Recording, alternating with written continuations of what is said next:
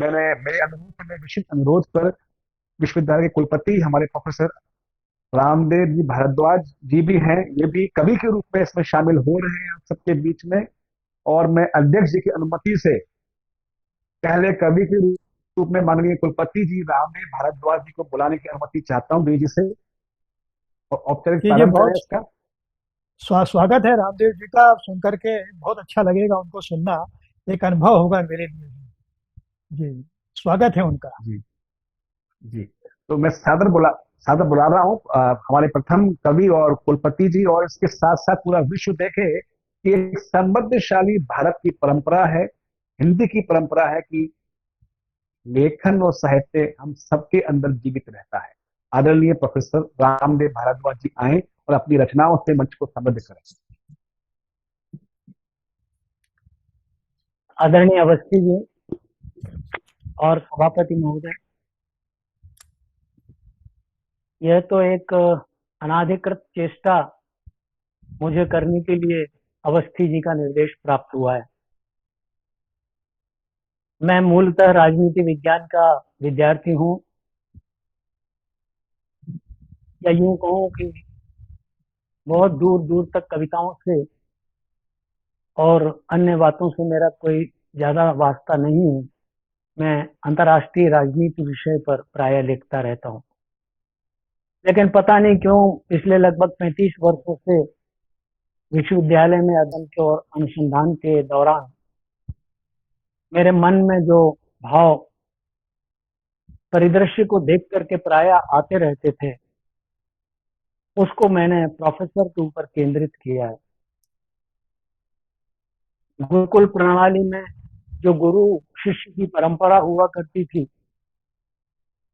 उस परंपरा से, उस परंपरा और विचारधारा और वांग्मय की उस सनातन मूल्य से पृथक होकर के आज विश्वविद्यालय का आचार्य और प्रोफेसर किस रूप में, किस वैचारिक द्वंद्व में फंसा हुआ है, इसको केंद्रित मान करके मैंने कुछ विचार लिखे हैं।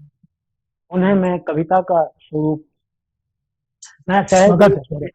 सहज रूप से सिर्फ पढ़ूंगा, और कहाँ तुकबंदी है नहीं है इसका मुझे कोई बहुत ज्यादा ज्ञान और भेद नहीं है।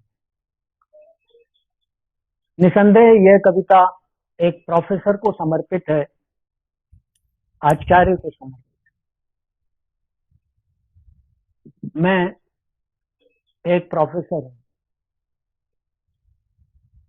मैं एक प्रोफेसर हूँ, दूसरों को शिक्षा देता हूँ, दूसरों की गलतियों को सुधारता हूँ, लोग मुझे सम्मान देते हैं, मैं अन्य लोगों के लिए आदर्श हूँ, उनके जीवन के गढ़ने वाला शिल्पी हूँ, समाज के लिए मानक निर्धारित करता हूँ।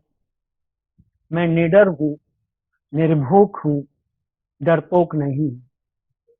मैं कभी भयभीत नहीं होता, मुझे डर नहीं लगता।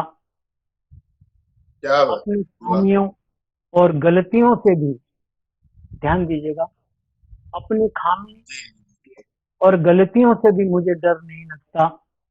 और जब कोई मुझे मेरी कमजोरियों से और गलतियों से अवगत कराता है, तो मेरा अहंकार जागृत हो उठता है। क्या बात।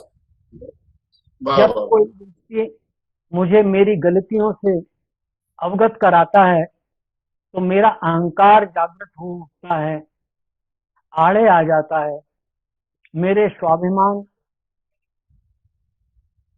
पर हावी हो जाता है, क्योंकि मुझे मेरी अपनी गलती सुनने का कोई अभ्यास नहीं है। मैं तो दूसरों के भाग्य का निर्धारण करता हूँ, राष्ट्र जीवन की दिशा को तय करता हूँ। मैं तो भविष्य का शिल्पी हूँ, अन्य किसी की बात को मैं क्यों स्वीकार करूं। लोग मेरी बौद्धिक क्षमता पर प्रश्न लगा देते हैं, लगा देंगे, यदि मैं किसी दूसरे की बात को स्वीकार करके उसका अनुकरण करूंगा। अतः मैं ज्ञान, विवेक, तर्क, विश्लेषण, परिकल्पना, अंतर्दृष्टि, मौलिक दर्शन, मनोवैज्ञानिक यथार्थ, त्वरित भेदभाव जैसे मानकों को समाज के लिए ढालता हूं। मैं इन सब का समाज के लिए निर्धारण करता हूं। वास्तव में मैं पाखंड का उपासक हूं, क्योंकि मैं अपनी गलतियों को न देखता हूं और कोई मुझे अपनी गलतियां बताए तो स्वीकार नहीं करता। पहले की तरह ही हो रहा है। मैं गलतियों को औचित्यपूर्ण निरूपित कर देता हूं। अपनी पूरी ऊर्जा, अपने अंदर की पूरी क्षमता को लगा देता हूं कि किसी व्यक्ति ने मेरी गलती क्यों निकाली, चाहे मेरा मन कुंठित हो जाए, मैं उन्मुक्त होकर उसका दमन करता हूं, क्योंकि मैं अंदर से खोखला हूं। मुझे किसी दूसरे के द्वारा अपने स्वयं की आलोचना सुनने में आत्मानुभूति पहले की तरह और संतुष्टि नहीं मिलती, क्योंकि मैं प्रोफेसर हूं। मैं इस यथार्थ से असम्मत हूं कि कोई मेरी गलती मुझे निकाले। मैं एक प्रोफेसर हूं। मुझे लोक कल्याणकारी कार्यों, सामाजिक सरोकारों से क्या लेना देना। आप ध्यान से वाह, सुनिए। मैं बहुत बढ़िया। प्रोफेसर हूं। मुझे लोक कल्याणकारी कार्यों और सामाजिक सरोकारों से क्या लेना देना। मैं तो सिर्फ अपने काम से काम रखता हूं। अपार्टमेंट से डिपार्टमेंट जाता हूं और डिपार्टमेंट से अपार्टमेंट तक का रास्ता ही मेरा जीवन है। मुझे और कुछ नजर नहीं आता। मैं तो रंगांध हूँ, वर्णांध हूँ, कलर ब्लाइंड हूँ। मुझे तो सब श्वेत और श्याम नजर आता है। अपने हाँ हाँ संकीर्ण गीतों में ही रस नजर आता है। मेरी संकीर्णता और मेरी आत्मकुंठा ही मेरी ताकत है। मुझे तो राजनीति में दिलचस्पी नहीं, परंतु मेरी व्यावसायिक वृत्ति ऐसी हो गई है कि राजनीति के बिना मेरा काम चलता नहीं। क्या बात। और इसलिए मैं सिर्फ वेतन लेता हूँ। मानदेय मेरा बढ़ता रहे, मुझे इस बात की चिंता है। मेरा हम्म, व्यवसाय, मेरी दुकान चलती रहे, मुझे इसकी चिंता है। छात्रों को मैं ज्ञान दूं या ना दूं, छात्रों के साथ में संपर्क रखूं या ना रखूं, विश्वविद्यालय, महाविद्यालय, विद्यालय आऊं या ना आऊं, ठेके पर किसी को रख करके प्रतिपूर्ति कर दूं और पूरा वेतन स्वयं स्वीकार कर लूं। यही तो मेरे आधार है जीवन का। यही मेरा लोकतंत्र है और यह अक्षुण्ण बना रहे, इसके लिए मैं अपनी सारी ऊर्जा लगा देता हूँ। मुझे सामाजिक बुराइयों से कोई लेना देना नहीं है। समाज और राष्ट्र के स्वाभिमान के लिए वे लड़े जिनके पास कोई काम धंधा ना हो। परंपरागत मूल्य और नैतिकता से जुड़े हुए वो लोग जो सभी मूल्य घोषित कर रहे हैं, मुझे उनसे भी कोई लेना देना नहीं है। मैं शांति प्रिय हूँ। मैं आत्मविश्लेषण करता हूँ। संकीर्णता के स्वर्ण युग में मैं जिंदा हूँ और इसी तरह शांत जीवन व्यतीत करता हूँ, क्योंकि मैं प्रोफेसर हूँ। मुझे जीवन के इन अधिकारों से, समाज सेवा से, सामाजिक सरोकारों से, राष्ट्रीय उन्मुक्ति और वृद्धि से मुझे कोई लेना देना नहीं है, क्योंकि मैं प्रोफेसर हूँ। पेट के साथ बहस नहीं करना चाहता। मैं कोई पत्थर की लकीर नहीं खींचना चाहता। मेरे तर्कों को कौन सुनेगा, कौन समझाएगा, क्योंकि मैं प्रोफेसर हूँ। आप वाह पूछते हैं कि कोई इस बात को सुनेगा और अवतरण करेगा, तो आप देखिए, आप प्रोफेसर हैं तो सोचिए। यदि आप वास्तव में आचार्य हैं तो सोचिए, आत्मावलोकन करिए, क्योंकि आप भी इस तरह से सोचते हैं, आचरण करते हैं, तो आत्मविश्लेषण करिएगा। आज कहाँ है प्रोफेसर का आत्मसम्मान?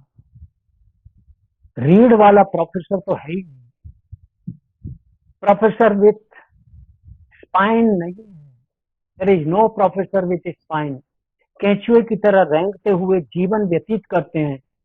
कभी विद्यार्थियों की खुशामद करते हैं, कभी राजनेताओं की खुशामद करते हैं, क्योंकि मेरे पास यही प्रोफेसरत्व जिंदा है, क्योंकि मैं कमीशन खोरी में जिंदा रहता हूँ। अध्यापन के अतिरिक्त मैं सारे कार्य करता हूँ। सत्य यही है, यदि आप प्रोफेसर हैं तो जागृत करो अपने आचार्यत्व को, ध्वस्त कर दो ऐसे मिथक को जो आपके व्यक्तित्व को बौना बना रहा है और समाज आपका उपहास उड़ा रहा है। यदि आप प्रोफेसर हैं तो संकल्प लीजिए और प्रस्तुत कीजिए शिक्षा और संस्कारों का समन्वय का उदाहरण दीजिएगा, अनुकरणीय व्यक्तित्व का निर्माण कीजिएगा। प्रोफेसर की प्रतिमा और प्रतिष्ठा आपके ही द्वारा संचालित है। आप हीनता के भाव से ग्रसित होंगे, गलत मार्ग का निर्देशन करेंगे, आचरण करेंगे, तो समाज और राष्ट्र कहाँ जाएगा? एक बार पुनः आप विचार करें, अपने विचारों को किसी को ना बताएं, अपने आप को परिमार्जित करें। बहुत बहुत धन्यवाद। अद्भुत है, अद्भुत है। इसके पहले कोई कवि आए, मैं बहुत संवरण नहीं कर पा रहा हूँ कुछ बोलने का। मुझे लगता है रामदेव जी ने जरूर बोलिए। कविता के बहाने पूरे पूरे देश के प्रोफेसरों को आत्ममंथन के लिए एक विषय दे दिया है। इनकी बातें ऐसी अद्भुत है कि ये पंक्ति इनकी इतनी बढ़िया है कि अपार्टमेंट से लेकर के डिपार्टमेंट तक यात्रा करने वाले प्रोफेसर इस देश में बहुत हो रहे हैं, जिनका कोई सामाजिक सरोकार नहीं है। मुझे रामदेव जी आपका बहुत आभारी हूँ।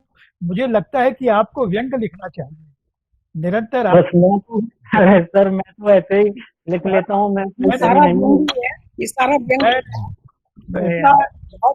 इतना गहरा मैंने बहुत सारी व्यंग रचनाएं की है, लेकिन आपको आपकी इस रचना पर मेरे कई ग्रंथ है, अब समर्पित कर रहा हूँ मैं आपको। और चाहता हूँ कि आप इसी तेवर के साथ बने रहें। बहुत बड़ी बात है। इसी तेवर के साथ आप रचना करते रहें।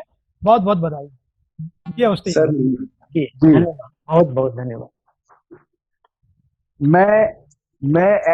मैं अपना स्वयं विश्लेषण करता हूँ। मैं प्रोफेसर हूँ, इस युग में शांत नीरव जीवन व्यतीत करता हूँ।